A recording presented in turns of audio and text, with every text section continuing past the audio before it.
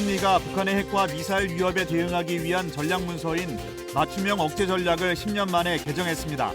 신원식 국방부 장관과 로이드 오스틴 미국 국방장관은 13일 서울에서 열린 한미 안보협의회의 SCM에서 북한의 핵과 대량 살상무기 위협을 억제하기 위한 한미 국방장관 간 전략 문서에 서명했습니다.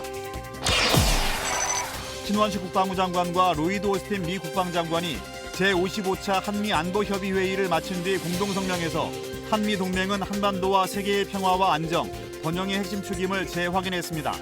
이와 함께 양국 장관은 북한에 대응한 확장 억제 노력 향상과 동맹 능력의 현대화, 유사 입장국과의 연대와 지역 안보 협력 강화라는 세 가지 핵심 축이 담긴 국방 비전을 승인했습니다. 육해 공군사관학교와 국군 간호사관학교 2학년생도 678명으로 구성된 합동순항훈련 전단의 훈련 여정을 전하는 국방뉴스 기획 코너 생도 바다를 품다 첫 번째 시간은 본격적인 훈련을 앞두고 함정에 탑승한 생도들을 만나봤습니다.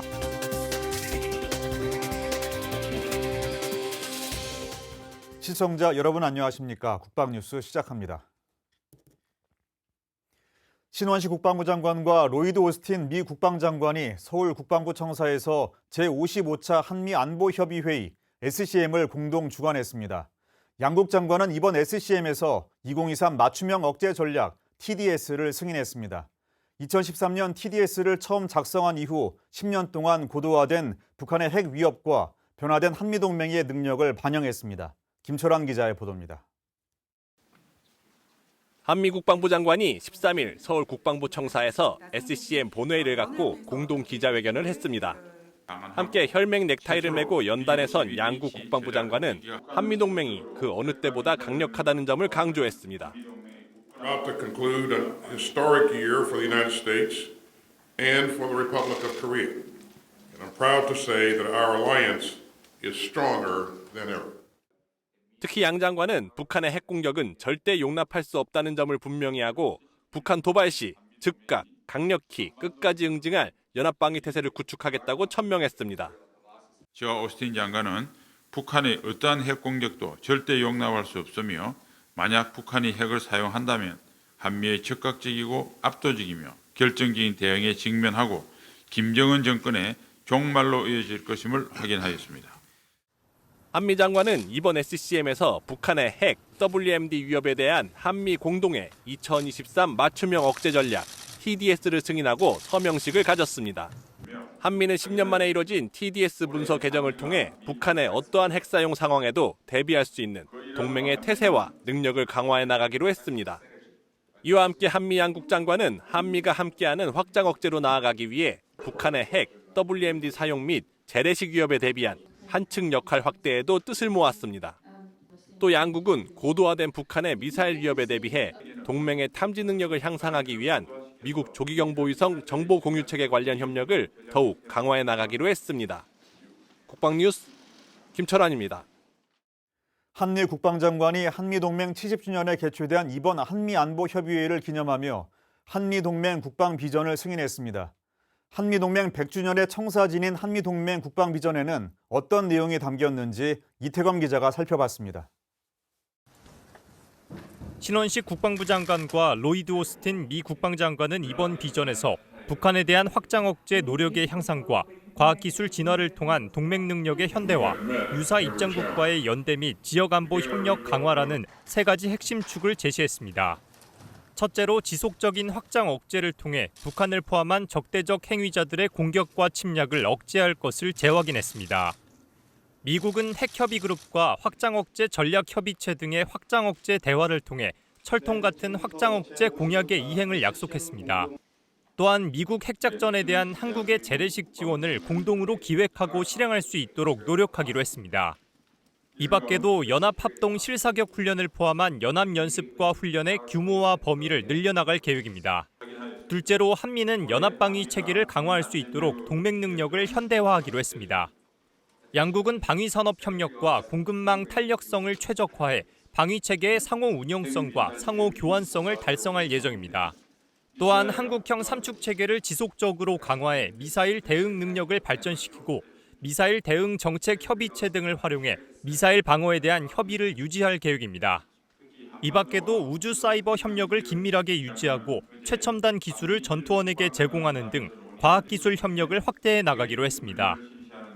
끝으로 미국은 인도태평양 지역에 대한 기여를 확대하려는 한국의 비전을 지지한다고 밝혔습니다. 양국은 지역 협력 실무단 등을 통해 인도태평양 전략의 시너지 효과를 창출하고 긴밀히 협의해 나가기로 했습니다. 또한 일본과의 3국 안보 협력을 강화하는 것 또한 중요하다는 점을 인식했습니다.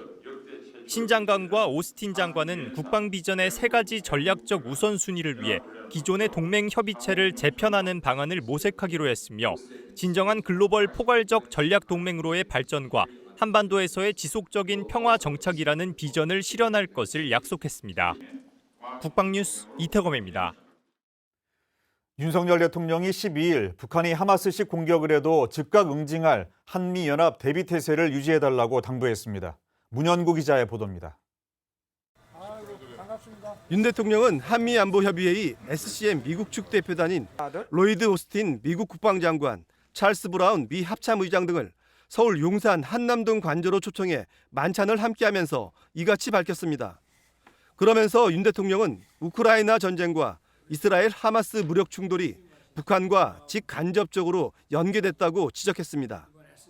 윤 대통령은 또 북한의 핵과 미사일 위협을 억제 대응하기 위해 한미가 지난 7월 핵협의그룹 NCG를 출범시킨 이후 미국 전략자산 전개 확대 등 관련 후속 조치가 속도감 있게 추진되고 있는 것도 높이 평가했습니다. 이에 오스틴 장관은 미국의 모든 범주의 군사 능력을 운용해 대한민국을 방어하겠다는 공약을 재확인하고 한미 NCG 협의를 통해 확장 억제 실행력과 실효성, 신뢰성을 획기적으로 강화해 나갈 것이라고 강조했습니다. 이날 만찬에 우리 측에선 신원식 국방부 장관, 조태용 국가안보실장, 김승겸 합참의장 등도 함께했습니다. 국방뉴스 문현구입니다. 한국과 미국, 일본이 올해 안에 단연간의 3자 훈련 계획을 세우고 내년 1월부터 보다 체계적이고 효율적으로 3자 훈련을 실시하기로 했습니다. 지난 12일 신원식 국방부 장관과 로이드 오스틴 미 국방장관, 기아라 미노루 일본 방위대신은 화상으로 3구 국방장관 회의를 개최하고 북한의 핵미사일 위협에 대한 공동 대응 방안을 논의하며 이런 내용에 합의했습니다. 3국 장관은 북한의 미사일에 대한 미사일 경보정보 실시간 공유체계 가동 준비가 현재 마무리 단계라고 평가하고 12월 중에 체계를 가동하기로 했습니다. 또한 북한의 탄도미사일 기술을 이용한 군사 정찰위성 발사와 북한과 러시아 간 군사무기 거래에 대해서 강력히 규탄했습니다. 이 밖에도 러시아 우크라이나전에 대해 우크라이나의 주권과 영토 보전, 독립을 지지한다는 입장을 재확인하고 대만 해협 일대의 평화와 안정의 중요성을 강조했습니다.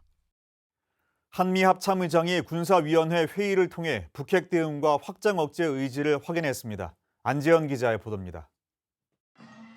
김승겸 대한민국 합참의장과 찰스 브라운 미 합참의장이 12일 대한민국 합동참모본부에서 제48차 한미군사위원회 회의를 개최했습니다.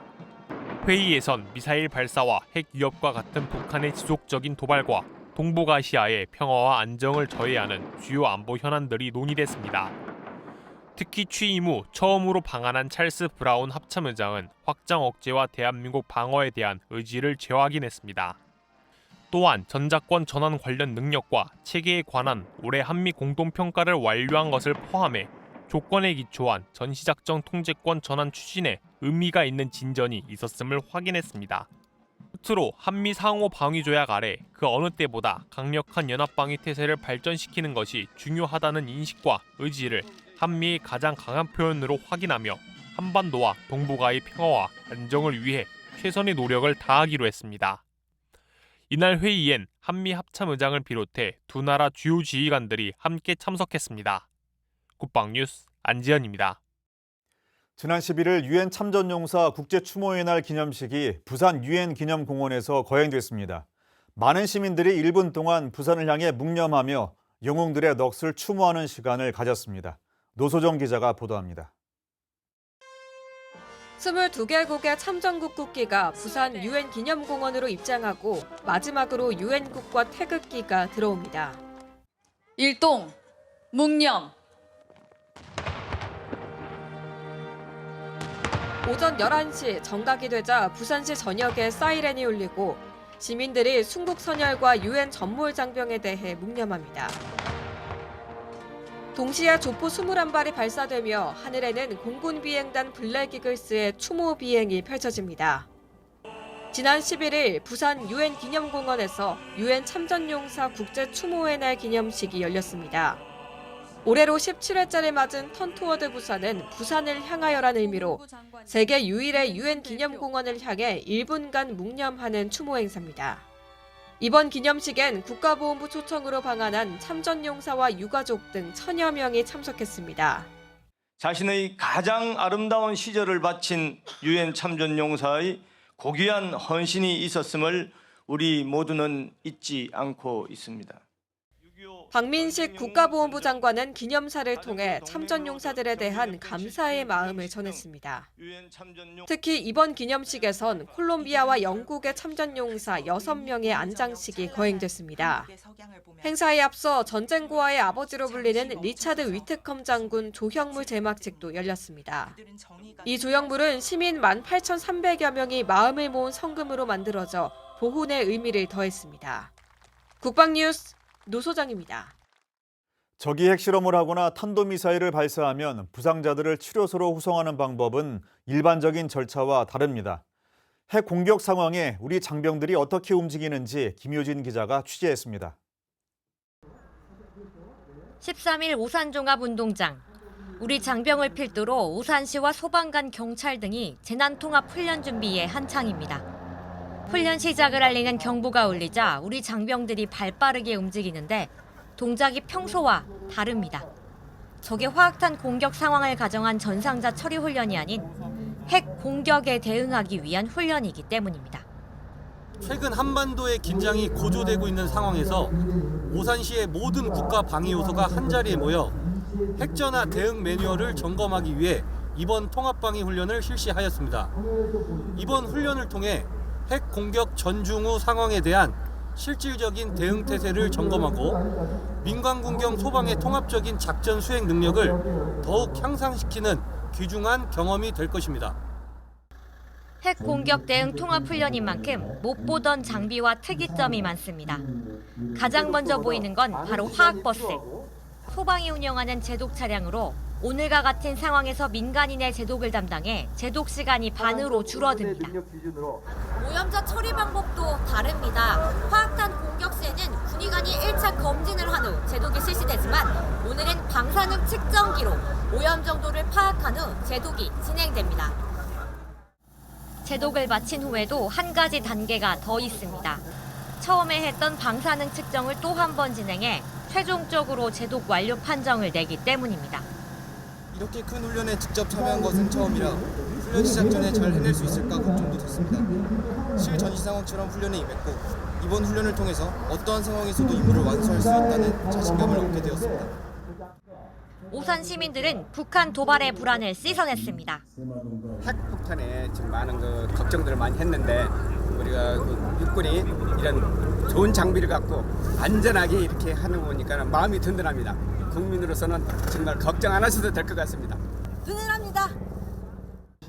앞으로도 51사단은 경기 서남부 통합방위 리더로서 다양한 위협 상황에 대비한 통합방위 훈련을 실시할 예정입니다. 국방뉴스 김효진입니다.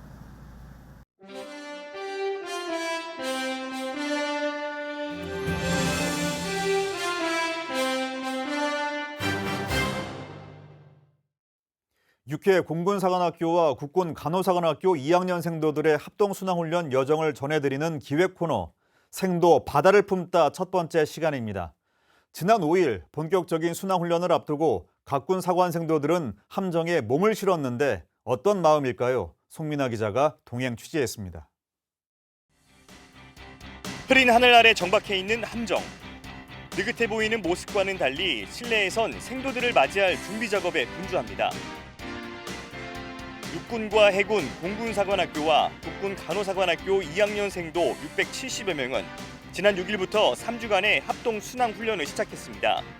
출항 전날 각군 생도들이 모두 함정으로 모였습니다. 가장 가까운 곳에 위치한 해사 생도들이 먼저 도착했고 육사와 공사, 간호사관학교 생도들이 순차적으로 도착했습니다. 해사 생도들의 환영 인사를 받으며 들뜬 마음도 잠시. 함정에 편승하기 위해 3주간 써야 할 개인 짐을 챙기는 것부터 쉽지 않습니다. 하지만 평소 한자리에 모일 기회가 많지 않은 각군 생도들은 이번 훈련이 서로를 이해하는 계기가 되길 바랍니다. 오랜 기간 항해를 하게 되기 때문에 기대 반 설렘 반이고요. 그리고 타군 생도들과 여러 가지 타군에 대해서 알아갈 생각에 많이 설렙니다. 자율 시간도 가질 수 있다고 들어가지고 동기들과 좋은 추억도 쌓을 수 있고 또 다른 행사도 참여하면서 국위를 선양할 수 있는 활동들도 많이 할 것 같습니다.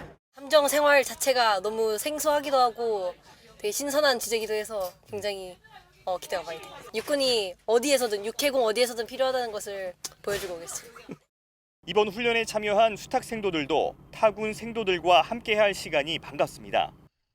육공 회사 친구들이 같이 합동수련 훈련해서 좀 좋은 기회라고 생각하고 앞으로 재밌게 놀리면 좋을 걸로 생각합니다.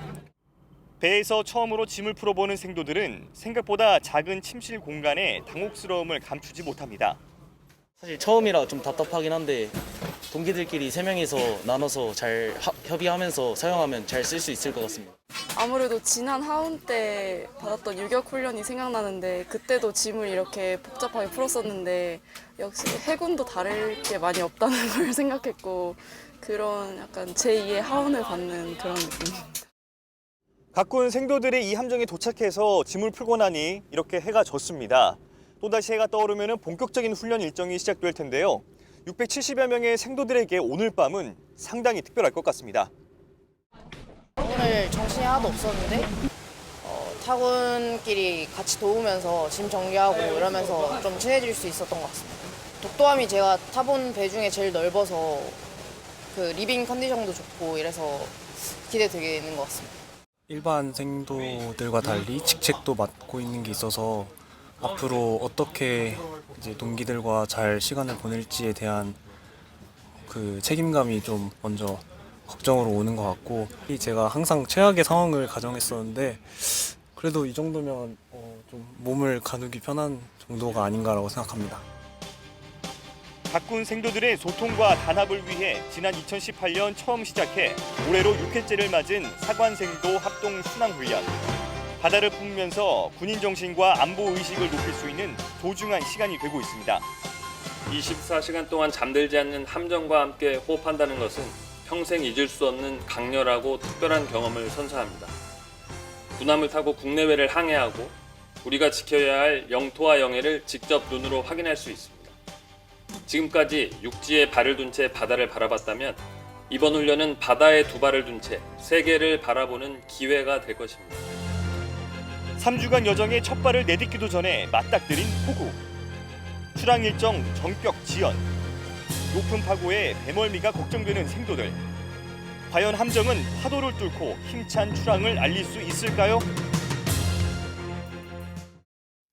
오늘의 국방단신 전해드립니다. 방위사업청이 국내 기술로 개발한 수리온 헬기와 소형 무장 헬기가 현지 시간으로 13일부터 17일까지 아랍에미리트에서 개최되는 두바이 에어쇼에서 전시와 시범 비행을 한다고 밝혔습니다. 수리온과 소형 무장 헬기 각각 한 대는 아랍에미리트 현지에서 시험 비행을 마쳤고 행사 기간 내일 한 차례 비행을 하며 다양한 기동을 선보일 계획입니다. 방위사업청이 13일 중소형급 함정의 주력호인 76mm 함포에 탑재되는 철갑 고폭탄 운용 시험 평가 결과 모든 항목 기준 충족으로 전투용 적합 판정을 획득했다고 밝혔습니다. 방사청은 이번 개발을 통해 높은 충격 압력을 견디고 선체를 관통한 후 지연 폭발하는 기술을 확보했고 앞으로 규격 제정 후 본격적인 양산에 돌입할 계획입니다. 국가보훈부는 13일 금융위원회와 금융결제원, 금융보안원 등과 함께 휴대전화 국가보훈 등록증으로 대면 금융거래를 할 수 있도록 관련 시스템과 업무 절차 등을 정비해 전국 농축협 창구에서 금융거래가 가능하다고 밝혔습니다. 이에 따라 지난 6월 도입한 휴대전화 모바일 국가보훈 등록증을 소지하면 앞으로 전국 4,800여 개 농협과 축협 창구에서 금융거래를 할 수 있습니다.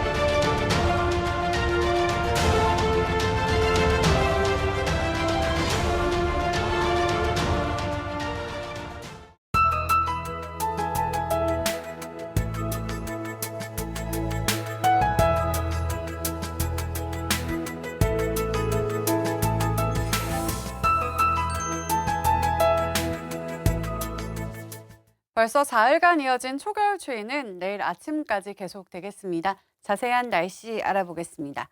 오늘 아침 곳곳에서 올 가을 들어 가장 낮은 기온을 기록했는데요. 이번 추위는 내일 아침까지 조금 더 이어지겠습니다. 서울 0도로 오늘보다는 조금 높겠지만 여전히 예년 기온을 밑돌겠고요. 기온이 크게 떨어지는 내륙을 중심으로는 서리가 내리고 물이 어는 곳도 있겠습니다. 그래도 이번 추위 내일 낮부터는 기온이 오름세를 보이면서 조금씩 누그러지겠고요. 하늘도 비 소식 없이 대체로 구름만 많이 지나겠습니다. 자세한 기온 살펴보시면 내일 아침 최저기온 서울은 0도, 대구는 영하 1도로 출발을 하고요. 한낮에는 서울이 10도, 원주 11도, 대구 14도에 머물겠습니다. 수능이 치러지는 목요일에는 예년 이맘때 기온을 보이면서 영하권에 입시 한파는 없겠지만 오후부터 전국 곳곳에 가을비가 내리며 날이 다소 쌀쌀해지겠습니다. 이상 공군 기상단 제공 기상정보였습니다. 한미 혈맹을 상징하는 검붉은색 넥타이를 메고 국방부 청사에 나란히 등장한 한미 국방장관이 55번째 한미 안보협의회의를 마치고 공동성명을 발표했습니다. 양 장관은 한미 동맹은 한반도와 세계의 평화와 안정, 번영의 핵심 축임을 재확인함은 물론 동맹 100주년을 준비하기 위한 한미 동맹 국방 비전을 승인했고 이와 함께 맞춤형 억제 전략을 10년 만에 개정하고 북한의 핵과 대량 살상 무기 공격에 강력하게 대비할 뜻을 내비쳤습니다. 북한이 국제사회의 반대에도 불구하고 핵실험을 지속하고 단거리 탄도미사일부터 대륙간 탄도미사일, ICBM에 이르기까지 핵 공격 수단을 끊임없이 개발하는 상황에서 굳건한 한미동맹으로 위기를 헤쳐나가겠다는 의지가 읽힙니다. 이번 만남으로 70년의 혈맹을 더욱 공고히 하고 앞으로 다가올 30년 후에 한미동맹 100주년을 다지는 계기가 됐기를 바랍니다. 국방뉴스를 마칩니다. 감사합니다.